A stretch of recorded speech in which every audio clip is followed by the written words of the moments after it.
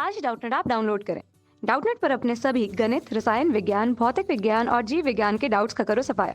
बस प्रश्न की फोटो खींचो, एक ही प्रश्न को क्रॉप करो और तुरंत वीडियो सोल्यूशन पाओ। अभी डाउनलोड करें।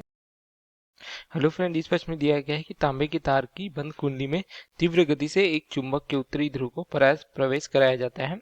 तो बताइए कि ध्रुव की ओर से देखने पर कुंडली में प्रेरित धारा की दिशा वामावर्त होगी या दक्षिणावर्त। तो हम इसको इस प्रकार से चित्र की सहायता समझ सकते हैं। तो इस प्रकार हमने प्रश्नानुसार जो है एक तांबे की तार की बंद कुंडली ली है, तो उसको जो है यहाँ से धारा मापी से हमने जोड़ दिया इस प्रकार से। तो यहाँ प्रश्नानुसार अगर हम जो है चुंबक के एन ध्रुव को, जैसा हमने लिया एन ध्रुव को, जो है तेजी से है क्या कराते हैं, कुंडली की ओर प्रवेश कराते हैं इस प्रकार से इस दिशा में।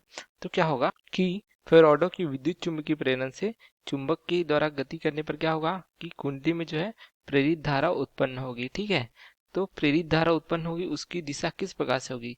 देखिए, जो यहाँ पे एन ध्रुव को जो चुंबक का है उसको जो है कुंडली के समीप लाया जाता है। ठीक है, तो क्या होगी, जो प्रेरित धारा जो है ये क्या करेगी, जो है चुंबक के पास लाने का विरोध करेगी। किसके, कौन से नियम के अनुसार ये प्राप्त होता है हमें, लेंज के नियम से। अर्थात जो उत्पन्न प्रेरित धारा है वो उसका विरोध करती है, जिसके कारण वह जो है खुद उत्पन्न हुई है, तो लेंज के नियम से। तो प्रेरित धारा जो है इसके पास लाने का जो है विरोध करिए था, चुंबक के पास आने का विरोध। तो विरोध करना है यहाँ पे, तो जो कुंडली किस प्रकार से व्यवहार करेगी कि समान ध्रुव में क्या होता है, प्रतिकर्षण होता है अर्थात विरोध होता है।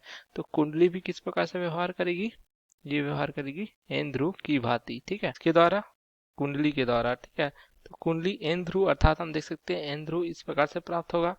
इन ध्रुव की अगर धारा की दिशा देखें तो इस प्रकार से हम बना सकते हैं।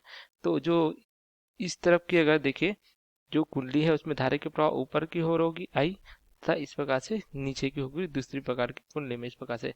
तो जो विक्षेप उत्पन्न होगा वो हमें किस दिशा में प्राप्त हो जाएगा, वो इस प्रकार।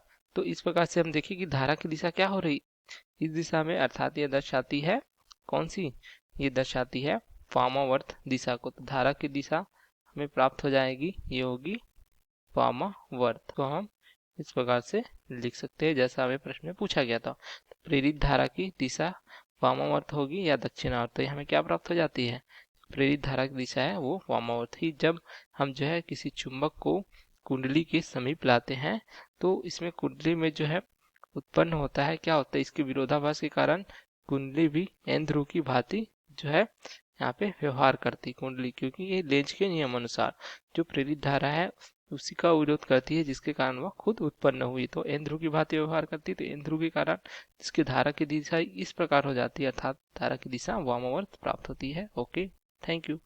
कक्षा 6 से 12वीं से लेकर नीट, IIT, JEE वो एडवांस के लेवल तक 1 करोड़ से ज्यादा छात्रों का भरोसा।